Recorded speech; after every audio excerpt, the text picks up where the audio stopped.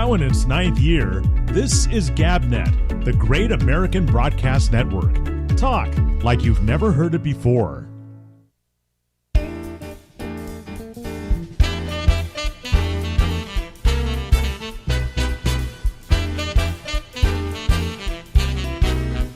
Hey,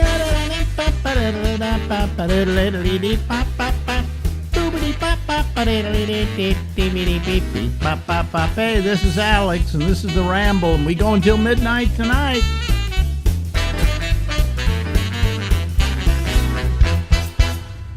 Ladies and gentlemen, hey, it's Lori Thompson. Hey, Lori. Hey, Lori. Hey. Doing that, yeah. How you doing? How you been? What's happening? Not a lot. I mean, I love this week with Thanksgiving because the whole week kind of gets the Thanksgiving vibe, where people are friendlier and kinder, even at Sam's Club, where everybody's rushing to get all their, stovetop stuff in for the big day tomorrow. But yeah, I'm doing well. Yeah. Okay, good. I'm glad you're doing well. Yeah. So anyway, this is Thanksgiving week, and actually the thing we're doing right now will broadcast tonight. So whatever we say can be like, hey, tomorrow is Thanksgiving, and it's all going to be okay. Okay. I like it. Yeah. Yeah, because Thanksgiving, I had a new appreciation when I started working with you because of the studio audience. And they would come in droves. You decided we would do the show for Thanksgiving, and they responded so well. There were just fleets of them. Well, see, it was a day they could come down because they had the day off. Yeah, so and they didn't come empty-handed. And the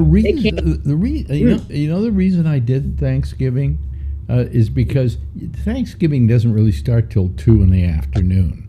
Right. For eating and things like that. So we could do it, and we could kind of have a little kind of Thanksgiving with each other from the show. Yes, that was exactly it. So I thought that appealed to me, Yeah. That appealed to me. And then you could go do whatever you were going to do on Thanksgiving. And I don't know, did I have a family? I really never had family out there.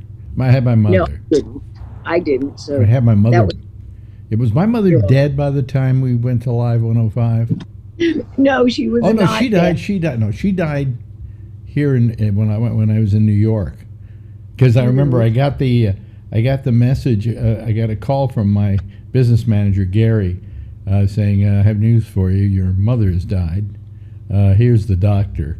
And he handed the doctor over to me, and yes, she passed. And I know what it was. That wasn't when she died. They called me to ask me if I wanted to let her die. Oh, really? Well, you had? Yeah, I was in Macy's shopping, and the doctor said she refuses to eat. Okay, and we could feed her. We can force feed her with fluids and everything like that, and so on and so forth. But she wants to die. Yeah. And so do you want us to not give her any sustenance and food and things like that? And I said, yeah, just let her go. And then I got a call the next day that she had gone. But it was in Macy's that I had to make the decision to let her die.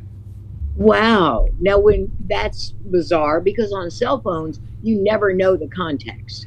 And when you're calling somebody. I can't remember what I said to the doctor. I think it was something like, well, she's annoying anyway, so let her go. You probably did. You do. Yeah, I was in Des Moines at the time, covering the ramp up to the Trump-Hillary face-off. Yeah. And I was in the van. I was driving to some press conference in the station van, and my brother-in-law called, and I thought, this is weird. And so he said, your mother just died. And I said, well, I think I better pull over. That's what I remember I said, because I didn't think that, while you're racing at 70 miles an hour. Well, you liked your mother. I remember that, and your father. She was a very good mother. She was very flawed, but she loved us ferociously, and she was fun. She was a very fun mom. My mother was kind of cloying. Yeah? Yeah. You know what I'm saying? She kind of it was weird. It was weird, Yeah. See, you were an only child. I had two others to amortize the cloyingness. Mm-hmm. It was just spread over 3 as opposed to all. But the oldest child and the only child, I think, have a special row to hoe because our parents are learning. Were you an only child? No, I was an oldest child. Oldest child. So okay. I had my parents for 4 years all to myself. Yeah. And I still think my sisters resent that. I do. Well, I mean, it sounds. Yeah, but being the older sister, you had more responsibilities than any of the other kids. That's true. You got to be a role model, and when you're looking after those kids, when you're only 3 of them, with 3 at home, and something bad happens, somebody punches through the drywall or wrecks their big wheel, you're the one who's going to have to explain it. Yeah, well, and so you're right. It does give me an effect. I don't know the feeling of having a brother or sister because I was an only child. Yeah. I almost had a brother or sister because my mother was pregnant, but then she had a miscarriage, and do you remember that? I remember that too. I think I reacted by going, "Yeah."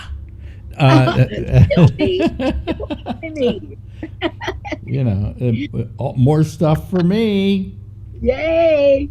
I am the grand poobah of this your childhood. Yeah. I love having sisters. See, the thing is, though, with 3 is an unstable number because people pair up. I mean, they pair up in opinions, they pair up in friendships, they pair up. So I was very close to my middle sister, who won't even speak to me now and sends my cards and letters back. Return to sender.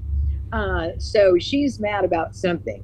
I'm not sure exactly. Well, you know what it is? Middle childs. Boy, I've lost all use of the English language. Middle children are always weird because they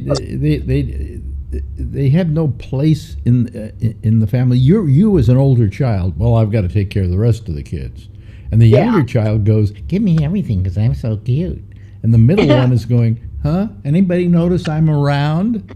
Yeah. Well, my middle sister, she was the exception to the middle child syndrome. She was whip smart. She was hilarious. Mm-hmm. I mean, when I got my driver's license, instead of calling my high school cronies to go cruising with me, I would take my sister because she was smarter than anybody I knew and funnier than anybody I knew. But now, I don't know, she's gone. When they grow up, people grow up and you move away from each other, it just gets all nutty. Gets weird, especially probably when the parents finally go. Yeah, that's it. Then you have no need for each other.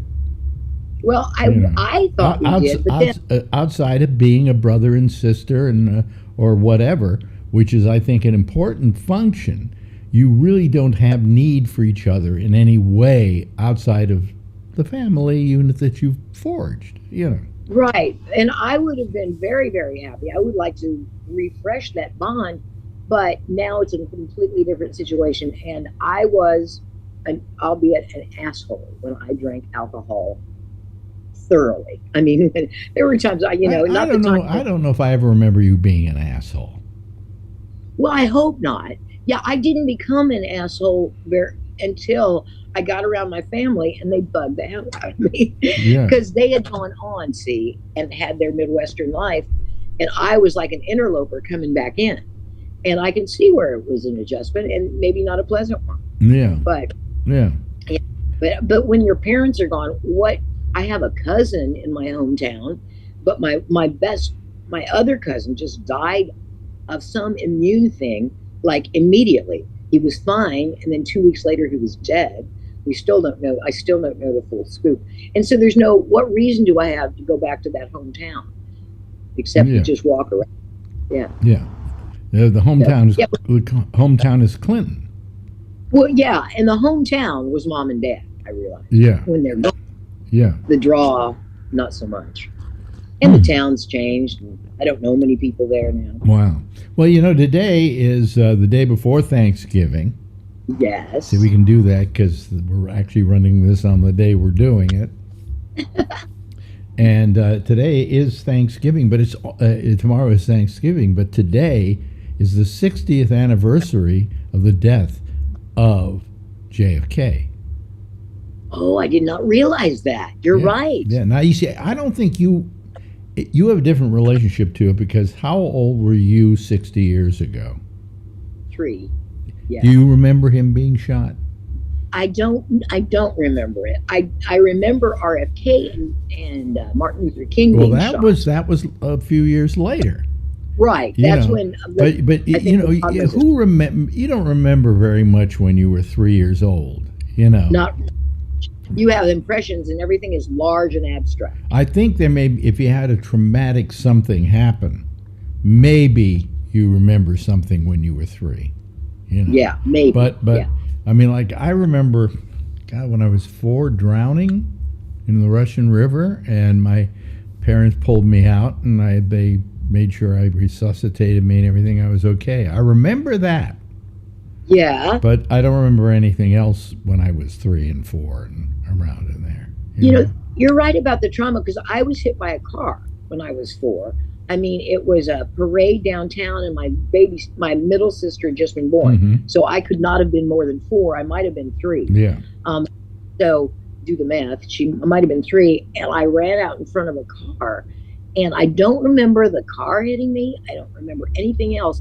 I do remember, like, my mom coming to pick me up and then taking me into a department store and everybody crowding around me. That made a big impression. But I thought, man, I should get hit by cars more often.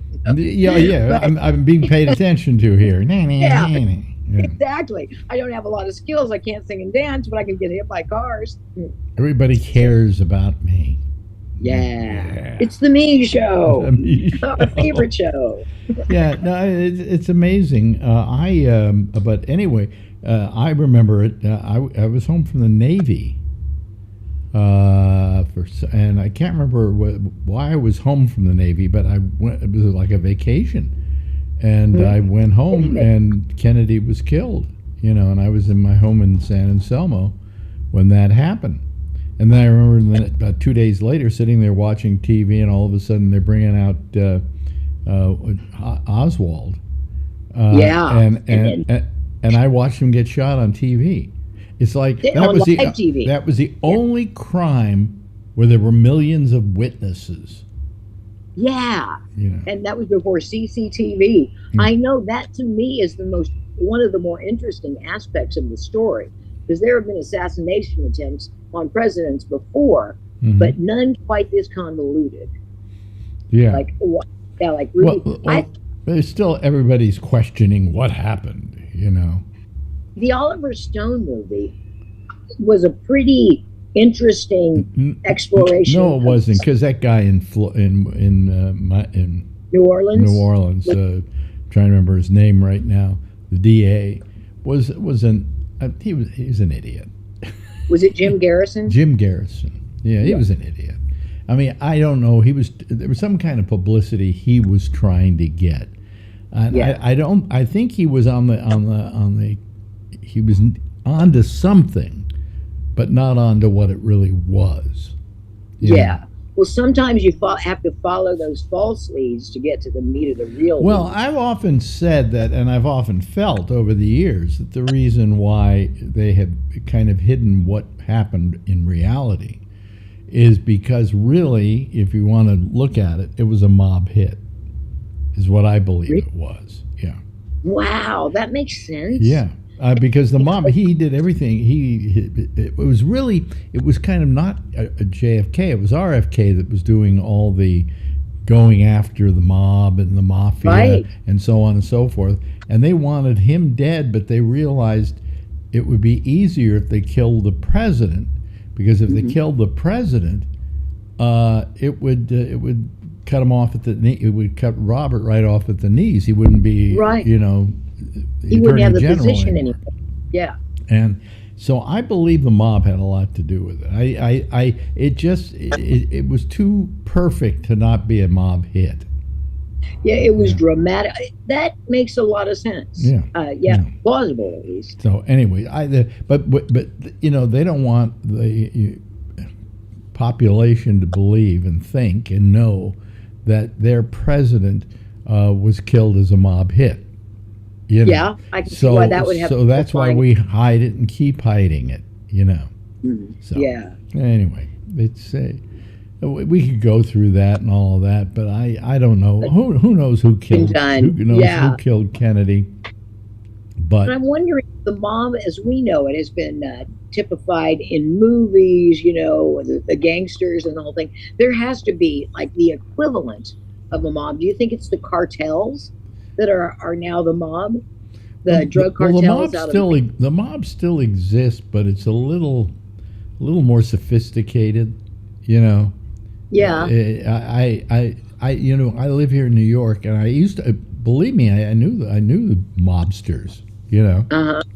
You couldn't help, but everybody knew a mobster somewhere in New York, because you could, you know, if you threw a rock, everybody knew a guy. If you threw a rock, you'd hit one, you know, and of course he'd have you rubbed out. But I remember there was a guy by the name of, and it came up in the Gotti documentary they did on Netflix, yeah, and there was this guy that was killed, this mobster named, well, we called him DB. It was Di Benedetto, I think was his last name. And we called him DB. And he pretty much was the porn mobster in New York, and ran all the, not only porn here, but all over the United States. And so I got to know him because he showed up at this party that Al Goldstein was having, because of course he knew DB.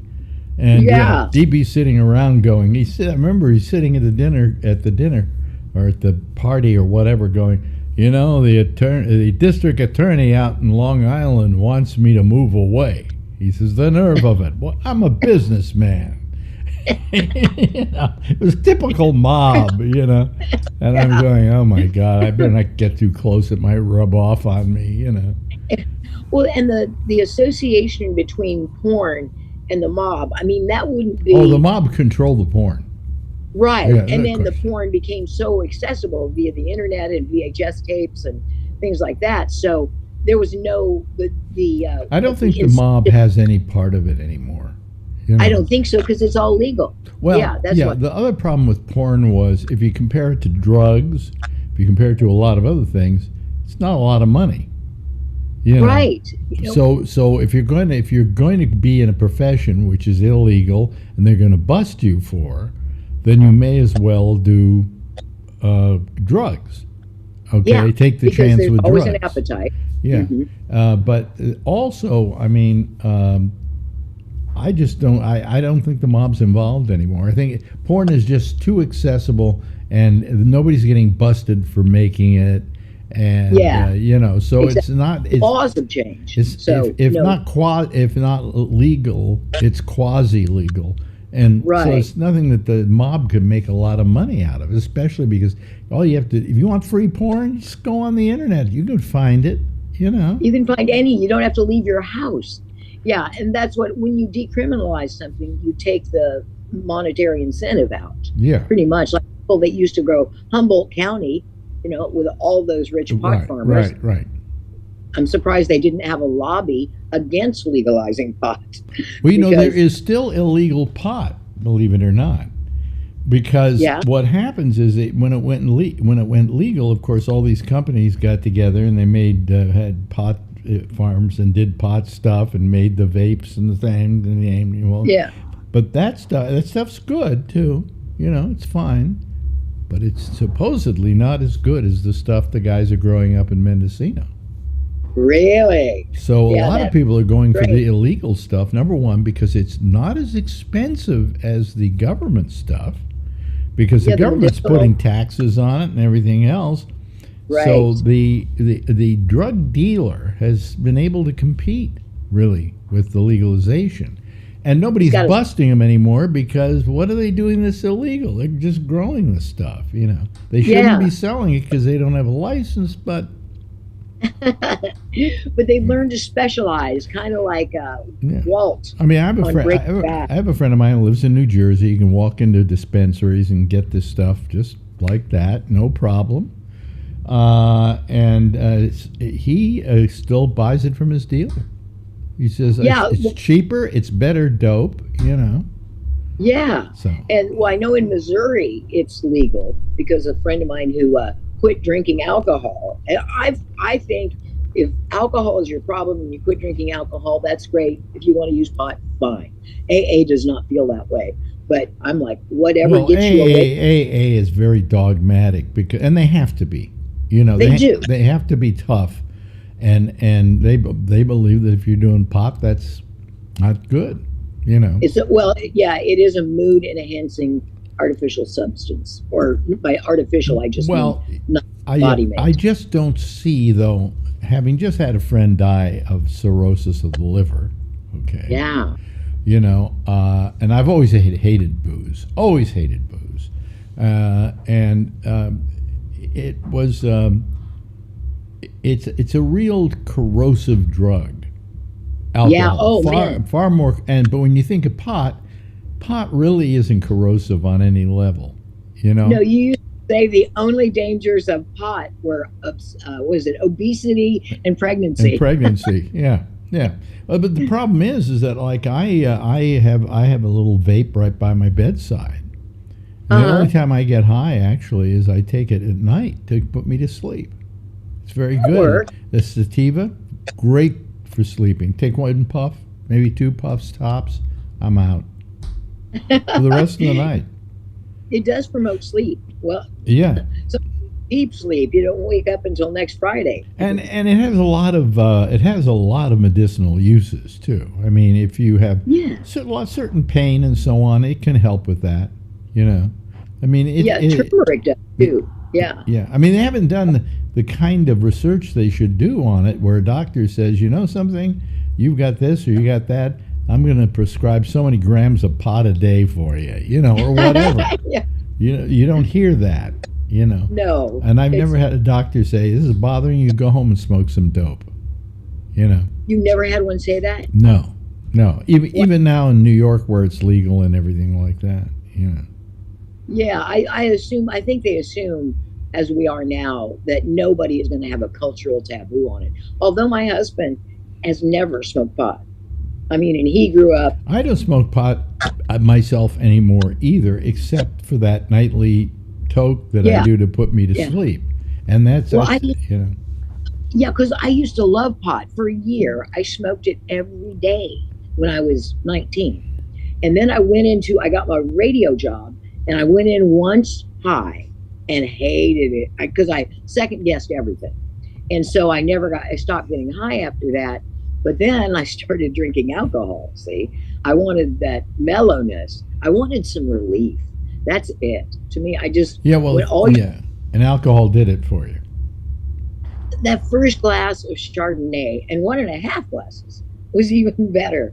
And then but that's how it started. I would have that, and then I would just go walk around for 4 hours when I moved to San Francisco. Yeah, the reason I never liked I used pot too, but I found that I would shut down.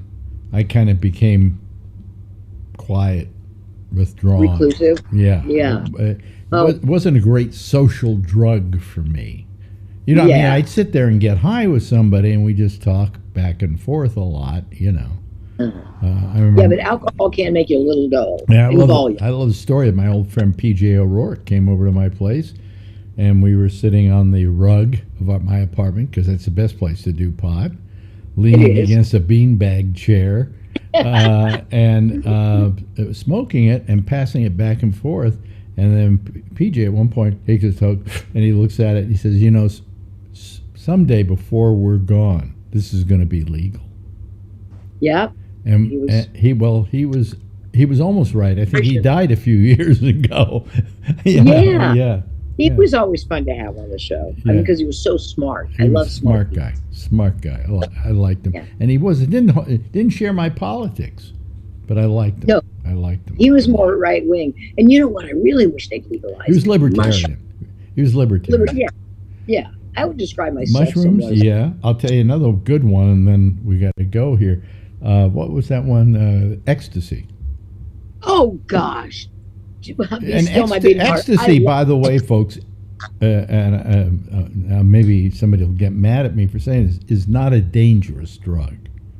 Man, I loved it. I've had doctors tell me that ecstasy is simply a drug they use for quieting people down or making people happy or whatever. I found that it was just an absolutely glorious drug, had no downsides to it, and when you came down off of it, you were fine, you know. Yeah. But up until the time that you came down from it, even the rug smelled good. Oh, everything. This rug feels so good. Yeah. Anyway, it was like short-term listen, we've come to the point here where we've got to say goodbye for this episode. Have a happy Thanksgiving, will you? You too, Ben, and your lovely wife, who is the real divine Miss M. Now, the next episode with you, we will fake that it isn't that you know Thanksgiving is already passed. Oh, we're just that crafty, aren't we? And oddly enough, wear the same outfit, okay? Well, I can, or I've started to keep clothing changes in hand. Wardrobe switch. Oh, really? Ladies and gentlemen, that there is our old friend and companion, Lori Thompson. Thank you, Lori. My pleasure. Bye-bye. Goodbye. Now in its 9th year, this is GabNet, the great American broadcast network. Talk like you've never heard it before. Oh, yes. Lori Thompson, ladies and gentlemen. Lori Thompson, how about that? You love her? You remember her? You remember us together? We talked today more about that. We're gonna put together a show here with Marjorie, with Lori and I, and then maybe we'll bring in old people that we know. We'll let Bubs join in occasionally, and Chuck Farnham. By the way, Chuck Farnham, who's been doing the show and used to do our San Francisco show, he was one of the regulars on the San Francisco show. When I was talking to Lori, she said something, and I didn't know anything about it, so I wrote him, and it was true. Chuck Farnham's mother died. She passed. She was 86, and he found her, dead, last Monday, I think it was. So really, we weren't too far away from when it happened. But we just send our best to him and all of that. And please don't send him, if you're going to send him any emails or anything, don't say thoughts and prayers, okay, or I'm sorry for your loss. Don't use any of that, because he was saying he didn't want to hear that, and I know I didn't want to hear it when my father died and when my mother died, because she said everybody comes up and says the same thing. I mean, they mean well, but they say the same thing, and you have to go, oh, thank you so very much, really thinks he's original, But anyway, as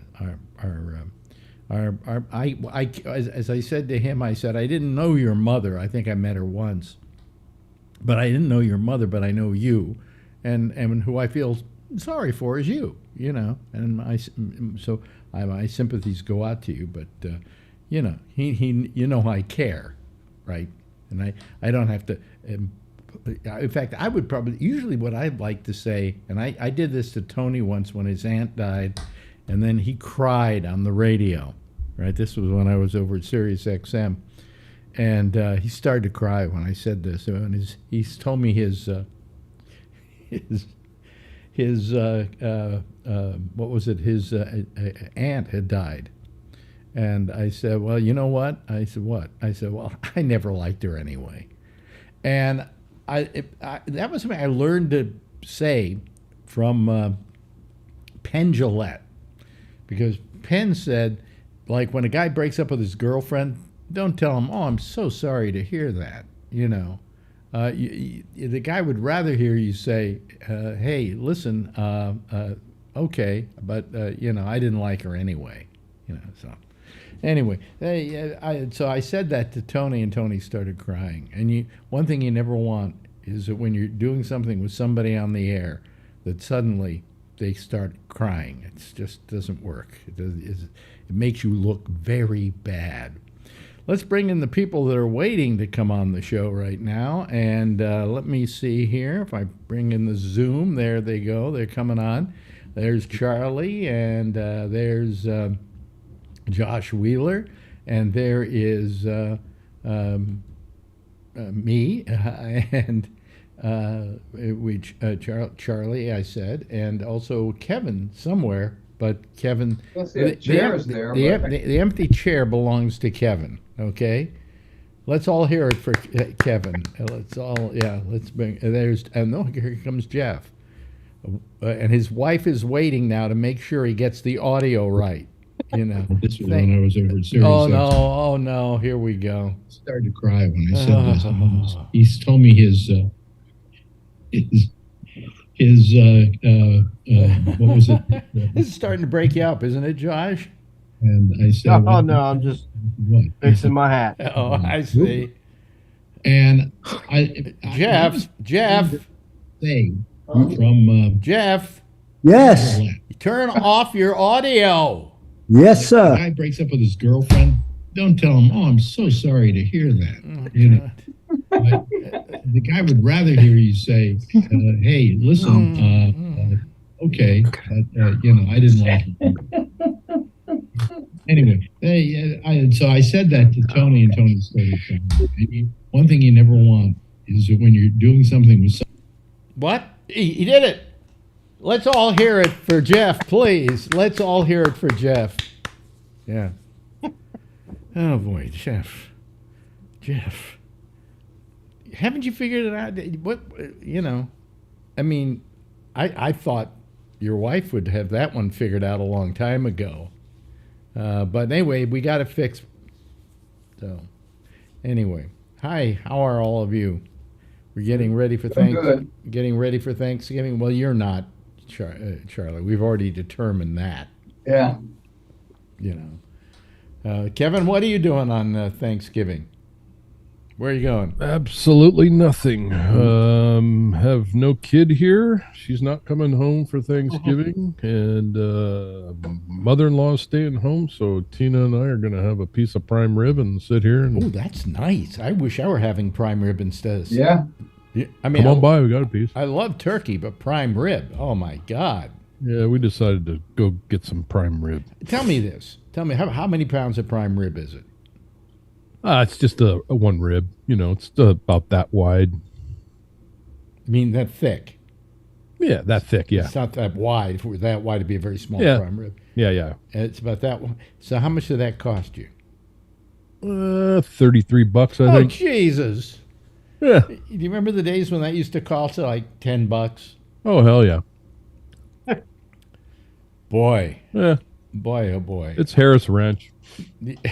Oh, Harris Ranch. Good stuff. Yeah, you know, it stinks good when you're going down I-5. Huh?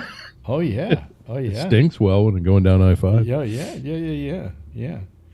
Harris steaks are steak in California, basically. If I remember correctly, they're just in California.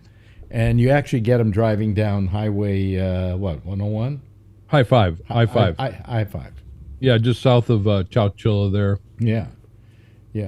And do you ever stop? Is Anderson's Pea Soup still off that road, too? It's still there. They're still there. Yep. Wow. Yep. The worst pea soup I've ever had. Yeah. It really wasn't good. It's pretty run down. Everybody went, oh, let's go to Anderson's Pea Soup. And then you go there, and my wife makes better pea soup. Yeah, it's right over the hill from us in Santa Nella there. Yeah. Yep. Yeah. It's pretty run down these days. And Charlie, of course, and then where are you going? What are you doing for the holiday? I'm just watching football all day. All day. Yeah, me too. All day. It's on all day. You know what I'm going to do? Not watch football all day. Yeah. I still don't understand how it's played. But anyway, and we should have a football party and sit here and teach you how to watch it. Then you can say, I know how to watch football. Well, no, I know how to watch football. Me, Charlie, and Josh can all sit here and tell you how to watch. I know how to watch football. I just don't know what's happening. Okay? But I know how to watch it. In fact, I'm the guy you invite over to a Super Bowl party, and then you have some kind of pool, and so I enter the pool just because I want to be one of the good guys, and I win every time. Yeah, you win. I win every time. Because that guy has a nice ass or something. Yeah. No, they immediately want the money back from me. Yeah. You can't have it. You don't know anything about football. I did. One time I went to a Super Bowl. I won $100. Yeah, that always happens. Yeah. And I didn't My wife won because she liked the color of the uniforms of the team that she bet on. Well, that's sweet and nice. You know, Yeah. that's good. Well, we used to have an office pool where, the girls up front would always go, "Oh, I like this guy. He's got a nice butt, and this guy's got a nice color in his uniform, and this number is nice." And she always won. Oh boy! I go, we don't let her in anymore. Oh boy! Oh boy! Yeah. By the way, I want to. I guess I'll get serious early on in the show here. Good. Because there was something that I thought of after the show the other night. Josh and I kind of got into it about what was happening over there in Gaza, and not that we get mad at each other and fight horribly or anything like that, but we disagree. And his point to me was, well, those people in Gaza, were going along with Hamas. And I was trying to say, well, they felt they couldn't exactly be against Hamas because their lives were at stake if they did. And I didn't have any good example to give him. And then all of a sudden I thought about it after the show, and I went, the Holocaust. Yeah. I mean, here you had, say in a concentration camp, let's say, how many thousands upon thousands of people, and how many guards? They could have taken them in a second if they all wanted to rebel, but they didn't. And it is the group who's being victimized by someone else who finds it hard to react to that because of the inherent danger in it. And does that make any sense to you, Josh? But weren't they imprisoned? They were in prison, but so was. How about the people in Gaza? What is that but a open air prison? They can't leave. They can't leave. Well, it does make sense. I would say what sort of separates it is that in the world that we live in now, it would certainly be much more practical, if you will, for the people of Gaza to have indicated openly their desire to have help eradicating that situation or taking their country back. I hate to use that term, or whatever you want to call it, much easier than it would have been or was for Jews in 1939, 1940. Well, there was only one rebellion that I know of the Jews did in the entire war, and that was in the Warsaw Ghetto, the uprising in the Warsaw Ghetto. Yeah, I mean, you had organized pockets of partisans who were not imprisoned, who did fight guerrilla-style war at times as part of resistances and things like that, of course. Mm-hmm. So, yeah, I don't think, I certainly don't think that Jewish people in the Holocaust walked into it willingly. I mean, no, it's not a matter they walked into it willingly, but they certainly it rolled over them, and was very little resistance. Well, I at times don't understand it, and I have to remind myself that it was a long time ago and things were very different, and that's why I'm saying is, I do think now that if 2 years ago, 5 years ago, even 10 years ago, if the people of Gaza had said to the world, we hate these folks and they tricked us, or this wasn't a real election, we didn't vote for them, they hostilely took us over, and we want to make a deal with you, Israel, will you help us get rid of these people? And afterwards, we can have real meaningful peace talks and things. Yeah, but I think the world would have helped. You're thinking they had the freedom to do that? Well, these are people. These are people not only fearing for their own lives, but they were fearing for the lives of their families and so on. Well, I agree with that, but I mean, there are people in Gaza who pick up a telephone and call people in the United States and talk to them every day. It's not as if they were close. It's not as if they lived in. I don't think they're getting on a telephone right now. I really don't. Not today. I don't think so. That's not. Yeah. months ago, Char- 2 years ago, 5 years ago. I'm just saying it's not North Korea by any stretch, as far as being closed to the outside world and the people that live within it being, in a sense, brainwashed because it's closed to the outside world. I think you're being a little naive about the way life is there and what the lives of what people had to live under with Hamas as a yoke. You know? Well, again, if Wait a minute, Charlie has his hand up. no, Yeah, Charlie. The problem with that logic is that the people, Hamas could say the same thing about the innocent civilians in Israel, because they voted for Netanyahu, who's doing all these horrible things to the Palestinians. So there's no innocent civilians in Israel either. They could blame me as a Jew because of what Netanyahu is doing, in spite of the fact that I don't approve of what Netanyahu is doing. I don't know that I buy. And quite frankly, you know, I heard somebody say it the other day, and this wasn't somebody who was anti-Israel or anything like that. It was just in a discussion of the situation. People tend to forget that in many ways Israel is an apartheid state. You know, that the Palestinians really, there is no welcome for them there. You know, and that in and of itself is apartheid. Yeah.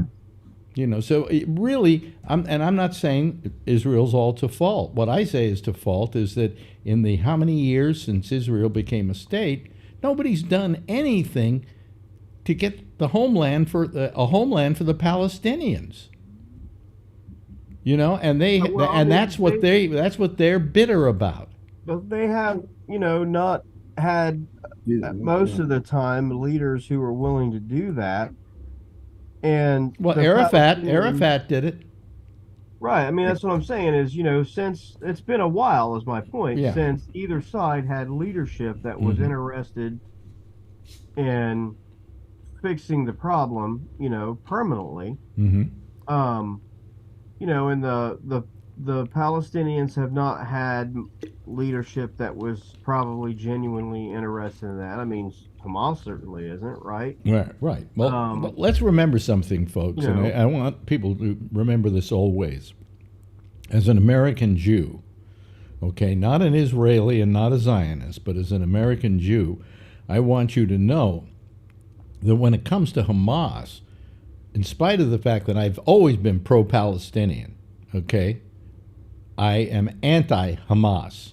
I mean, Hamas to me, being these people who say, well, I'm defending Hamas, you just can't defend them. That's like you defending the Nazi regime during World War II.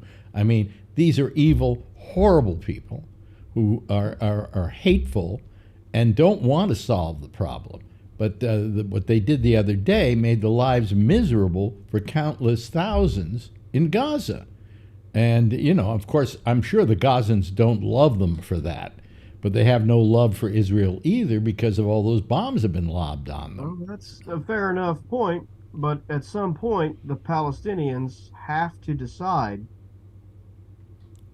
what they want. And if they decide... They've already said what they want. Better for us to work with the Israelis and find a peaceful solution. Try and do that but the Israelis have never been that cooperative with it. What they've been asking for years is a two-state solution. They want their own homeland, and because quite frankly, the one they had was taken away from them.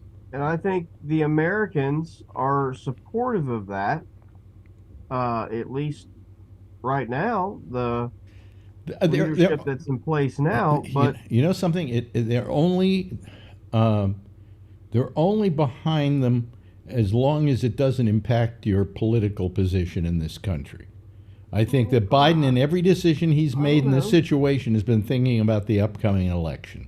Well, I don't know that I agree with that, because I've heard day after day that poll after poll after poll show that this is eradicating any goodwill he had with young voters, and he's still doing it anyway. I don't know why this would affect young voters, though. I mean, well, what do you care anyway? What do you care anyway? They don't vote. I mean, all I know is polls are telling him that what he's doing is not right, and he's doing it anyway. Yeah. Yeah. I mean, because young voters don't have they don't have an understanding of this, and they don't have an understanding of history, really. But you know what I'm? And they don't understand. Yeah. That peace comes about only after war. You know what I'm getting a little sick of, though? I read every day, I read about some, actress, like there's this actress in the Scream 7 movie. They're never going to use her again because she did a post. Yeah. In which she defended Palestinians or something. I mean, this is a situation in which there are two sides and there are two opinions, maybe more than two opinions, and to suddenly fire somebody because they don't have the prevailing position that is popular. Welcome to the 50s. Really, this is like the 50s, huh? I just watching a thing on McCarthyism. This is exactly like it. Yeah. Even if it's anything, if you didn't agree with somebody's political stance when you were on the radio now, Alex, they probably would have fired you if you just didn't go lock, stock, and barrel. What I've been saying about the Palestinians here is what I've been saying for the last 40 years on radio. It's been a constant position for me. And if I were to take this position today, say I was on Sirius XM right now and took this position, I probably wouldn't have a job tomorrow. Oh, I believe that. I really believe that. And quite frankly, I felt that there's never been a really good dialogue going about that situation because it was always closed down on one side or the other. And I always felt for the Palestinians. I always felt that they needed their own homeland and to feel invested in a homeland. Are you taking your blood pressure, Brian? Yes. I have my kids still. Every night. Every night. Really? I can send you a note. Anyway. I used to take it. I wouldn't do it during the show because it would be too high. Not today. But what I'm saying is I think that what's going on with people who have an opinion on this, suddenly, immediately there's this idea that if you're pro-Palestinian, you're anti-Semitic. And that is absolutely a false thing to believe. I don't think you agree. You believe that, do you, Josh? You know, that somebody's anti-Semitic if they're pro-Palestinian? No, I don't think that's true. I mean, to begin with, you can't be anti-Semitic because Palestinians are Semitic. That's true. Yeah. Yeah. Touché. Well, and what I just said, a lot of people don't know. They don't know that fact. Yeah, they wouldn't probably know that, Alex, that little tidbit. They don't know any of the... most people who are arguing this do not know the history of Israel, of that whole situation. Yeah. I was born into it. It happened when I was 8 years old. And I remember the first time I really understood that there was an Israel was when I went to Sunday school. Yes, we had our religious studies on Sunday in Marin County. That's how Jewish we were in Marin County. On Wednesday, my mother taking me. But I remember that I went, and every week you would bring $1 to plant a tree in Israel. Somebody else? True. Is there anybody Jewish tonight who's here? No, but that is true. I remember that. I remember I had Jewish friends that used to do that. Do you remember, well, wait a minute. We can ask Jeff. He's Jewish. He's Stein. Yeah. Yeah, Stein. Stein is Jewish. Yeah. I mean, he's not clear. His lens looks like Tony's used to look like. Yeah, Josh, I'll send you. I'm like, clean your lens. There are too many lights. Too many lights in back of you, Jeff. UFOs in your house. Yeah. Too many lights in back of you, Jeff. Jeff's house in Connecticut. But anyway, we used to plant trees. I must have planted a whole forest in Israel by the time I got through my Sunday school. It was a gesture, though. Yeah, I remember as a kid. Yeah. You remember that? Here's another Jew. Do you remember planting trees in Israel? You know. And that on the thing. What? Yeah, you're right. Yes, you're right. You're right. You would go. It was like, how much was it? $0.25 per tree, or was it $1 per tree? I think you're right, Alex. Yeah, I know. People used to have to do it. Yeah. It's lights up. It's like you see. You have all those lights in back of you, Jeff. Weird. Like beamed up. Clean your lens. Let me move. Well, the lens has nothing to do with it. It's where No, I think he's you're right. I think the positioned. brightness of the lights. Yeah. Well, I also have a. We're so demanding. Well, you know, Hey, Now the fun. Now there's one huge light. well, it's not as bad as the other thing. The other thing looked like a spaceship was coming I down. like when the wife comes But anyway, over. no. So Yeah, we I believe used to do that, giving a tree, planting a tree in Israel. Yeah, you're right. You know, so I grew up in that era. You know, it was 1948, and then about 1953, I was getting my bar mitzvah, and I was planting trees in boy. Israel and stuff like that. And so Israel has kind of always, it didn't exist before I was in my early part of my Right. life, but 8 years in, it did 1948, exist. right. Yeah. But I didn't realize the politics of it all until years started to pass, and I started to see what was going on over there. And that if people would come to me and they would go, well, how do you feel about your homeland of Israel? I was just going to ask you And I that, go, yeah. no, it's not my homeland. I was born here. I'm an American. Yeah, they confuse I'm a that. Jewish American. Yes. Okay. I mean, yeah. I mean, Actually, I'm an American Jew because I'm a American first by country, a Jew, and a Jew not so much by religion. I believe in it, in my case, as a nationality as well. I was going to ask you, do you do that, Alex, as a nationality or more of a faith? What do you think, Jeff? Do you look at it as a nationality? Well, I feel like I'm Jewish. Well, we have no doubt. Well, we know that. But I would think it would be faith, though, no? But I I've mean, been to Israel twice. yeah, Oh, you have? Okay. yeah. Yeah. And I went on business. Some of the people I liked, some of the people I didn't like. Oh, that's like anything. You know, part of it was an interesting place to go. Yeah, but what I'm saying to you though is, as an identification, do you identify as being a Jew as a nationality, or do you look at it as being a religion, or both? How do you look at it? A bit of religious. I also look at it as a race. Actually, I look upon it as, because it has a long historical legacy. You know. Yeah. And we do have certain physical characteristics, you know, facial characteristics in the most part, except for the women. They all get nose jobs. You know, I mean, but a lot of them do. Really? But then again, I had a girlfriend who was Greek, and she got a nose job too. So, you know. Oh, okay. So, wow. Yeah, but My mom's Italian. She got a nose job. she got a nose job. That was her. But the point is that I've always thought of myself. Everybody always says that to me. Is it a religion or is it a nationality? And I said, well, it's a little of both. You know, from a historical perspective, it's kind of a national. You know, it's kind of a nationality. Well, like being Italian, or like being Greek or whatever.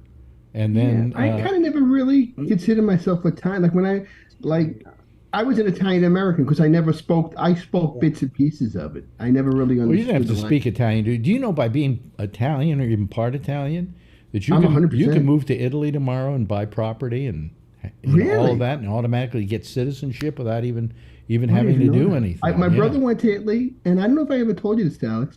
When Checky went to Italy, before we first met, he went to my grandmother's hometown before I even knew that he went there. It was Naples, and he went there. And he said and he was describing it to me, and it was exactly how my grandmother described it. It was like still like farmland, even years later. She used to always say how poor it was. He says it got a little better, Yeah. but it was always like she always used to describe it as like nothing there really, all farm. Yeah. Well, you know, my parents, my mother was born here. My father came from Germany, and prior to that, I think they were in Poland. And he came over here in the early 20s. Oh wow! Okay. So, and then he met my mother, and they had me, and the rest is history. How wonderful! Anyway, and here's the other end of it at almost 84 years God of bless you. age. What? And your mother lived to like 90 in the 100. 90s. 100. God bless. I'm sorry. 100. Yeah, yeah. We finally got some parking spaces back when she left, but you know. But you know, so I mean, it always bothered me when people would say to me, "Well, how do you feel about your homeland, Israel?" And I go, "That isn't my homeland. I'm sorry, and I don't ever intend that it will be." I never had any desire to go there. Okay. I was going to say, it sounds interesting to go though. That'd be interesting. I'd like to go to Israel. Well, have you ever met any Israelis? Not really. No. Very arrogant bunch. Really? They can be very mean. Yeah, yeah. I found especially the men. The women are different, but the guys are over the years I've found them to be quite arrogant. Yes, and that's Israeli, the nationality. Okay, not Jewish. All right, because there are people who live in Israel that aren't Jewish and are citizens here. In fact, the two of the people they let go, I think, or that died, and they returned. Their bodies the other day were, I think, from like where? Trying to remember now, but another country completely. You wouldn't even think that was. It's almost like they kidnapped them and went, "Whoops, we got the wrong people here." But who's raising their hand? Alan. Tommy, have you had a lot of coffee tonight? What? I actually only had one cup. He sent me coffee. I need your box. Well, wait a minute. Can I ask you a question? Did you send me coffee? He did, Alex. Was that you the one that sent me all that Starbucks coffee? Oh, you sent him Starbucks? I think I got another brand. He's generous. Well, I got one. I got one that came to Bennett Miller, and you didn't send that to me. Mm-mm. I'm trying to find out who sent. You didn't send. I didn't send it. Anybody here send it to me? Huh? No, I didn't send you nothing yet. I know your birthday is the 17th, I think, right? 18th. 18th. I'm sorry, 18th. Yeah. What I was gonna say is, every time you say something, by the way, turn your mic down a little bit. Turn your mic down. Oh, wow. Yeah, because you're distorting. Sorry. Yeah. I'll come back. You're fine. Yeah. Yeah. Anyway, where were we? So anyway, it's just like I was thinking about it a lot the last couple of days, and it really bothers me that a country's politics are being associated with my religious beliefs and my cultural heritage. Okay. And that a horrible, horrible guy like Netanyahu, I consider disgusting, is a person who is creating probably more anti-Semitism in the United States than any other single person because of his actions. How long has he been in power, Alex? He's been in power, what, 12 years? Something like that, Josh? Do you know how long he's been in power? Something like that, yeah. Too long. Yeah. They may need change. He's not helped the situation. Yeah. Sure. But no, I think he's caused more anti-Semitism worldwide, actually, by his actions in this case. So my point, just for clarification, I guess, is in the overall macro whatever. I think historically the Israelis have overreacted many times. They've chosen poor leaders. They have not helped themselves in the peace process much overall over a long period of time. So while I support them now, I have reservations with them and issues. My mini point to today, if you will, is just that acknowledgement of a lot of things with the Palestinians and in Gaza that are troublesome. I just don't view them as complete victims the way everybody else does. Well, I think they bear some responsibility versus some people. Wouldn't you say that the people in Israel, however, bear? For instance, Hamas was elected into power in 2012, I think it was. 2007. 2007? That long ago? Yes, that long ago. Half the people that are being bombed weren't even born when Hamas was elected. Yeah. Okay. And yet, for years now, they've had a pretty robust democracy in Israel, I think you will agree, and they keep reelecting this dope. You know, they keep reelecting this what I consider one of the worst leaders in the world. And so I mean, aren't they just as complicit in all of this? Well, I did say in the very beginning of all that I have real trouble with Israel's policy path that got them to this point. Now, I don't want that to mean I think, oh, that they hadn't done all that. That wouldn't October 7th. No, that's horse crap, right? That's like people saying, nobody he can give Osama bin Laden a reason he wouldn't have. If somebody says they're for Hamas, that point, you're done. if somebody says they're for Hamas, then I'll be all over their ass. Right. Okay. Oh, yeah. But if they say they're for the Palestinians, I don't consider them particularly anti-Semitic. But like I was watching TMZ today, and the guy on that show was equating being pro-Palestinian with being anti-Semitic, and I went, "You're an idiot. You're a moron." And he's Jewish. He should know better.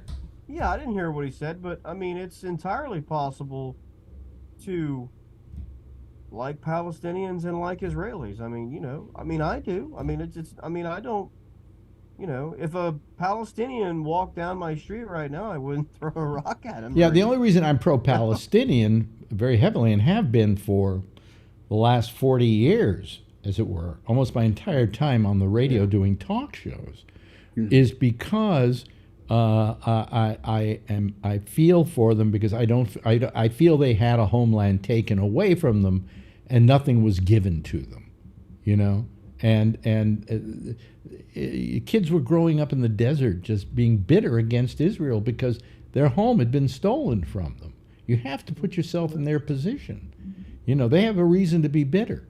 But let's stop adding to that bitterness by acting like we did in Gaza, by bombing them to a fare thee well, and creating a whole new generation of children, some of which are even premature right now, who will grow up hating Israel.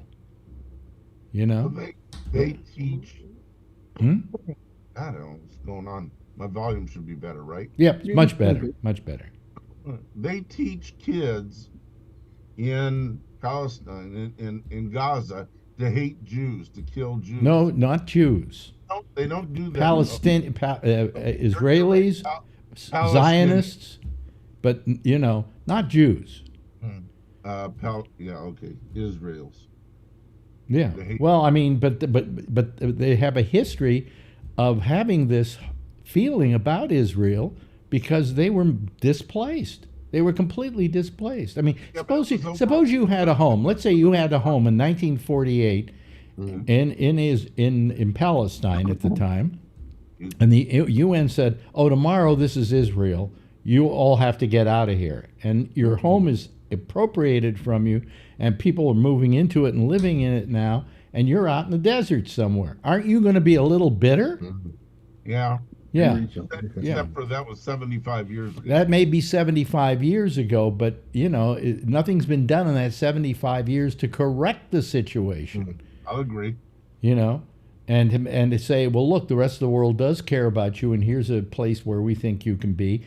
I mean, the Jews should have been given part of Germany. That's what the Jews should have been given. I mean, they got they got a raw deal there. They should give the Palestinians like Indiana. Nobody cares about Indiana here. Yeah, right.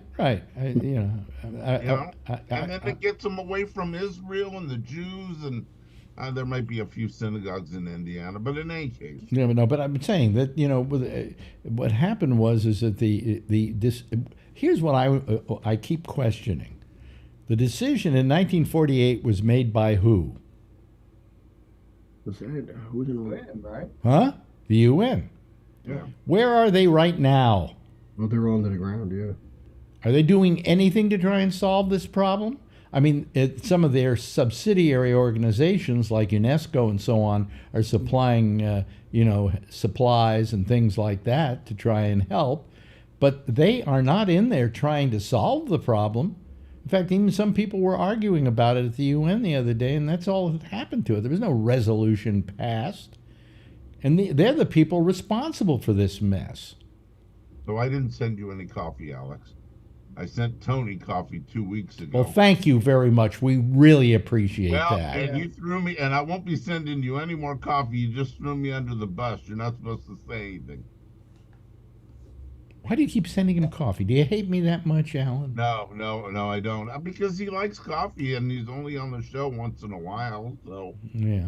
I try a new coffee. I send him some. Yeah. But at least it looks like we haven't really had a solution here, but at least maybe some of the people will get out of there, the hostages. So at least that's a beginning. At least somebody's talking to somebody. Well, we'll see if the Hamas holds up their side. I suspect that they'll play games, but I hope they don't. Well, I seriously doubt that Netanyahu would go along with this if he didn't think they were going to live up to their side of the bargain. Nobody's more skeptical than he is. Well, Yeah, we'll see. I mean, hopefully, it works out for people, obviously. But yeah, look, and to further clarify, I can't stand Netanyahu. Yeah, I think the only thing that I can't stand more than Netanyahu is people in the media constantly calling him BB as if he's like their best friend. Yeah, he's some cute. I like to punch those people in the face. Like it's your cute little puppy. But he's a terrible leader and not a very good person, honestly, from everything that I hear. I don't know what their thinking is electing him, other than very similar to some of the Trump crap here. He's a bit of a nationalist. Israel is known for a desire for nationalism, and that's what I said at the beginning, was they have made some foreign policy and mistakes along the way, and they probably do need to understand that long term, the only way to avoid much of this in the future is to get down to business of solving this problem and start talking, and don't stop talking until it's done. If that takes a year, it takes a year. But they have to figure it out. But it's until the bombing stops, I don't think you're going to come to any real solution. And I don't think Hamas is going to give up everybody, because I think they need a bargaining chip. Yeah, I mean, they're I think using human beings as a bargaining chip is pretty crappy. I mean, they're a terrorist organization. So right, of course. So I mean, I think probably, I mean, I don't know this, right, but I would assume that Israel's design, their end game, if they wanted to negotiate a real peace, would be to remove and eradicate Hamas by force, and then approach the Palestinians with who would you like your new government to be, and let's negotiate with them to solve this problem once and for all. That's what they should do. I don't know if that's what they will do, because I don't work there. So. But I mean, that's what they should do. I notice that they keep bombing Gaza, and I keep thinking to myself, is there anything left to bomb? I mean, from what I've seen, that the country's just rubble now. The hospital's still standing. Kind of. Part of it's gone. Yeah, well, but they were hiding Hamas underneath.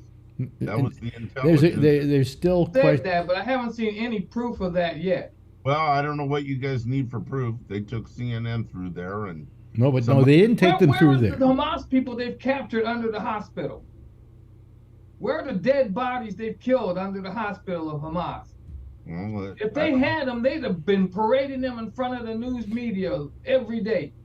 They say there's a blast door down there, but I'm sure there are other entrances to that place. All they showed were a cache of weapons. Wait a minute, a cache of weapons, and a tunnel. Okay, those were the two things they showed them, and it was showed to them by the Israelis. Right, and so you're saying the Israelis went there and drilled that tunnel? No, I'm saying I'm sure that at all. I'm sure those tunnels exist, but I don't know that hospital was necessarily a headquarters for Hamas. I don't know if it was a headquarters, but it was used for Hamas to get in and out of wherever. Okay. Let's say you're a terrorist organization, and you're going to build some tunnels, and you're going to put your troops somewhere. Okay, isn't under a hospital a good idea? Yeah. You know, I mean, but that's my point. No, but the point is that, for instance, what did they say the other day? I'm trying to think now. I'm trying to go back to this. They had pictures of them right after the attacks bringing people into the hospital. I saw that. Hamas supposedly bringing in people, but they were all bloody. I mean, they were bringing them into the hospital. And who knows what they did. Well, no, but they were bringing them into the hospital, not because that's where they were going to hide them. They brought them into the hospital because they felt they needed help. I mean, for instance, I heard of one guy, and I don't know where he is and how he's doing now or whether he's even still alive, who got his arm blown off. You know, what are they going to do with somebody like that? Maybe they can let him die, or they can try and take him to a hospital. You know, I don't know. Look, I don't know what that cache of armaments were. They looked like a scattered amount of weapons that had been gotten from somewhere. Israel doesn't use AK-47s because they're Russian made. No, they use Uzis. That's right, and those weren't. That still doesn't mean that they got those guns from people under the hospital. I'm not saying that Israel. I'm not saying Israel planted those, but we can't trust the source. Okay, you know, and even American news, who's ready to jump in on something like that, says we cannot verify any of this. The IDF lies. They lie every day. I don't trust them as far as I can spit. No, it's a good thing you don't control them. Well, we also can't trust anything Hamas says. Exactly. You know. I don't trust either side. We're living in what they call, it's the old term, the fog of war. Okay? Yep. And it's very definitely a fog. Yep. And it's sad. Israel's not doing themselves any favor by acting just as horrendous as Hamas acts. Yeah. War is messy, and I don't agree. Wait a minute, is that can I write that down here? War is messy. We're gonna quote. Oh boy, is it a mess! Wow, you know. If the KKK lynches my brother, does that give me the right to go to the Catholic church down the street and grab every white person and lynch them? No, but that's not what they're doing. That's what Israel's doing. They killed 10 times as many civilians as Hamas killed. So if Mexico throws a missile over the border in California, look, would you agree? Would you agree at least that Israel didn't show sufficient restraint? No, I don't agree with that at all. Oh, you don't. Okay. They gave them a month. They gave them a month to what? Leave? And so therefore we will kill children. We will have premature babies without any incubators. I know you take those premature babies and you just let them loose. And I saw that movie with that killer baby. Remember that movie? It's Alive years ago. I saw that. They can be very dangerous. I was a preemie. I was born 3 months early. Wow. And it shows, Tony. I'm kidding. I was in Megabit. I mean, it's just. I'm a lot more pro-Israel. And by the way, looking every white person to move out of their house because I'm gonna bomb their house. And let's go to the original situation that predicated all of this, which is the attack by Hamas upon Israel. Terrible, just terrible, and horrendous. And I feel for every family who lost anybody in that situation. A lot of people didn't die in Israel. A lot of people got injured from these bombs too. Yeah, but I feel for anybody that was affected by that action. Okay, now how do you take care of that action? There are a lot of solutions, but in World War II, we softened up the area with bombs, and then we went in on foot. And guess what Israel's doing? And do you think that was necessarily right? I do. Oh, okay. Well, I don't want you running my wars. I don't want you running my government either. Yeah. Well. No. Okay. Speaking of which, I think Hamas is crap. I think Netanyahu and Trump came from the same slice of pie. I think they're both idiots and assholes. But, you know, Israel has the right to defend themselves. Let me take a quick. Changing the subject here. Okay. Let's go back to Tony's coffee. No. I like that. Let me ask you this. Yeah. As it stands right now, Trump versus Biden, elections tomorrow. Who wins? I don't know. In other words, how about you, Josh? How do you feel? Who wins? I think Biden would win. By how much? I mean, would it be a decisive victory, or would it be something that is, I think that, obviously going to depend on turnout, of course. I mean, I only have zero way to gauge that, but I think that it would be very similar to last time. Mm-hmm. How about if all of a sudden, say in January, Biden says, I decided I'm not going to run because I may not be able to win this election. And I want this election to be won. And I'm endorsing, what's his name in California? Gavin Newsom. Oh, now it's Gavin Newsom versus Trump. Who do you think would win that one? Gavin Newsom. Hands down. Yeah. I would definitely bet in Vegas. And let's have a debate. Let's see how Trump comes out on that one. I still think it's like Josh says. It depends the turnout. I mean, last time the turnout was the turnout to beat Trump. Who knows what the turnout's going to be this time? If people think that Biden would win or Newsom would win automatically, and they don't come out, I mean, then where are we then? Yeah. But it would be dependent upon Newsom to inspire people to get out and vote. They keep saying the trouble with Biden right now is he's losing the young people because of his stand on Israel and so on. And my answer has been, since when do young people vote? I mean, saying that they won't, that he's lost the young voter. Well, I mean, did anybody have the young voter? Were they going to get out and vote? What do you think? Yes, Tony. I don't think it's going to be close, the election, like you think, and I'll tell you why. There's just too many things on Trump that's going against him, and I think he's just too divisive. But really. He's got the highest rating. People don't care. The highest ratings right now. I don't know who these people are. If I said to somebody 20, 30 years ago, back me up on this, Josh. If I had said, hey, this guy who's running for president has 4 big charges against him, or 96 charges or something, are you going to vote for him? They go, no, you'd be crazy to vote for him. But right now, the majority of people you'll poll say, love Trump. What do you love about him?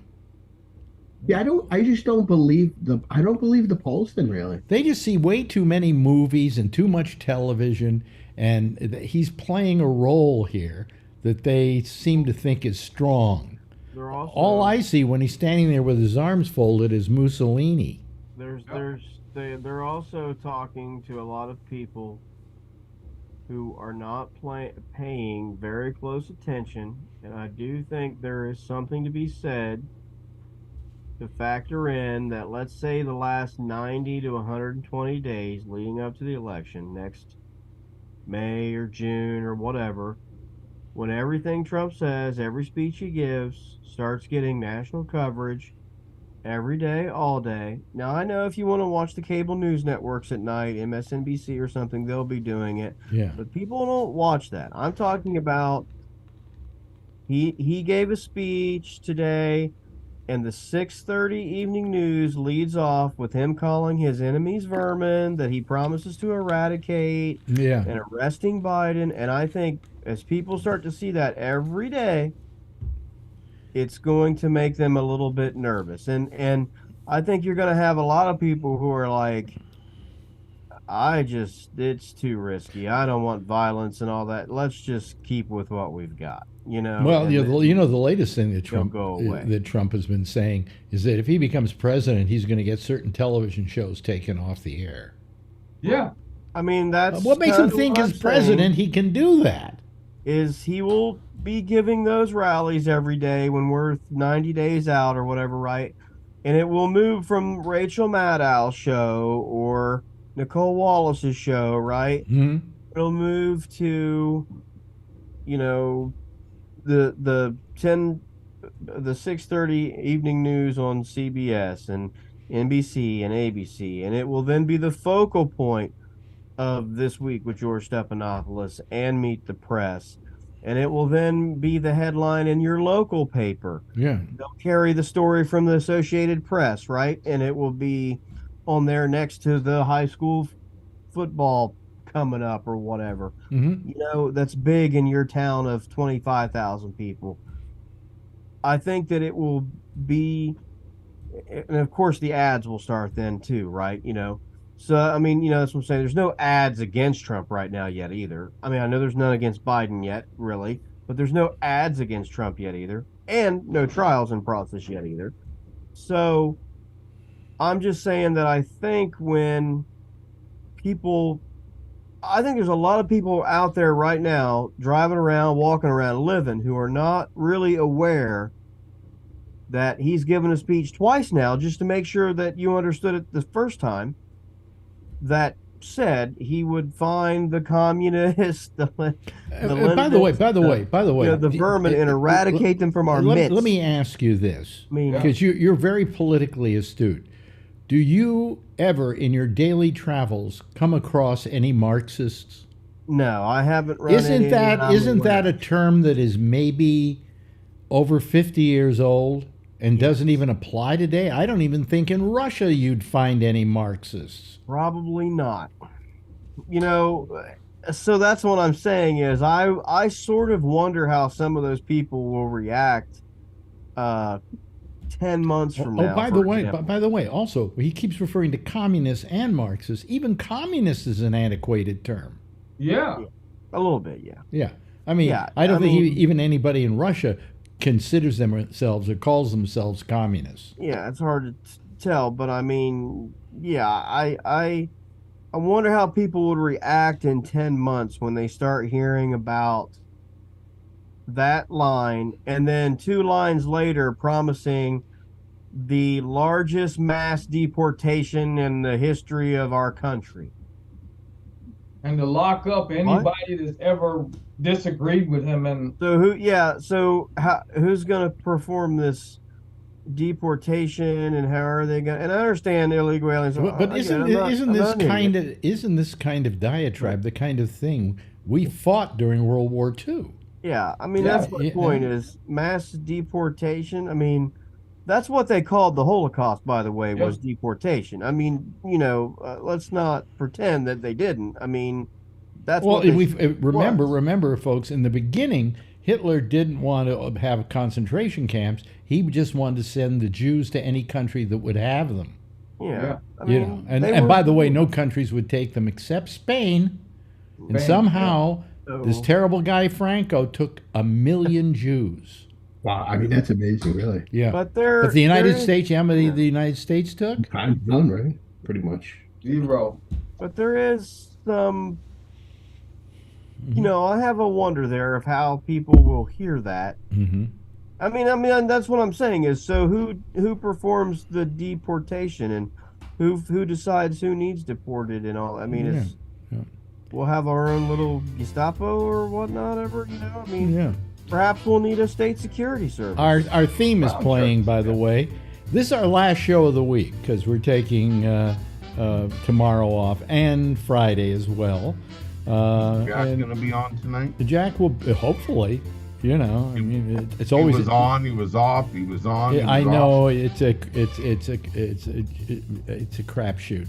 Okay. I hope he's on tonight too. Well, I hope so too. You know, but I mean, I had to deal with it last night. You know, and that was a night where I had the night off, and I didn't have the night off. So, anyway, but we will be back. You know, the first of next week. But in the meantime, everybody have a very nice Thanksgiving. You, Josh, will have a good Thanksgiving. Good Thanksgiving to you, Charlie. Good Thanksgiving, Jeff, to you and Pamela. Okay. Thank you. And let me see here. Oh, yes, We lost Alan. Kevin.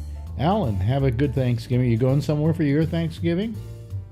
My mother's. Good. And of course, the wonderful and attractive Tony. You're going to be at your mother's for Thanksgiving? Only in the morning to put flowers down, then to my sister's house. We made her cheesecake, Alex. We figured it out. Okay, all righty. Yep. And of course, Brian. Brian. Thanks, Brian. You've You've been a little quiet tonight, but well, you know how we enjoy you too. We enjoy all of you. You're really terrific. Everybody, give a big wave goodbye, and I'll give a big wave goodbye at you. And we'll see you next week, hopefully on Monday. Bye. And that's it. Well, there they go. They're all going away. Let me just put me up here. There we go. There goes the citizen panel. That's our citizen panel for tonight. There'll be another citizen panel right after me on the Jack Bishop program, The Intersection.